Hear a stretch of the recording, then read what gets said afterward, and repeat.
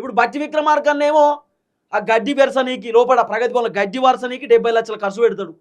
బచ్చనో బంగ్లా, మంత్రుల్లో బంగ్లా, దుబారా ఖర్చు, పనికిరానటువంటి ఖర్చేమో వేల కోట్ల రూపాయలు, వందల కోట్ల రూపాయలు ఖర్చు పెడుతురు. ఇంకా రిజర్వాయర్లు, ప్రాజెక్టులు, రోడ్లు, బిల్డింగ్లు, హాస్పిటళ్ళు, స్కూళ్ళు, ఈ గవర్నమెంట్ బిల్డింగ్లు కట్టనీకేమో ఇలా తన పైసలు లేవు. ప్రజలకు పథకాలు ఇవ్వనీకేమో ఈ కాంగ్రెస్ తన పైసలు లేవు.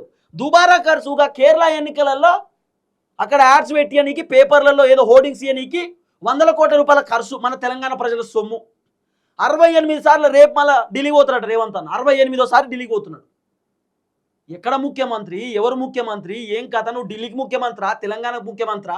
నువ్వు గలీలో బాలింగ్ చేస్తే రాహుల్ గాంధీ ఢిల్లీలోకి వెళ్ళి బ్యాటింగ్ చేసుడు ఏంది? ఈ కథ ఏంది? గమ్మత్ అనిపిస్తుంది ఇలా ప్రభుత్వం చూస్తే. అసలు ప్రభుత్వం ఉందా, ఉంటే అది పనిచేస్తుందా అనే అనుమానం వస్తుంది. పోచారం చెప్తున్నాడు.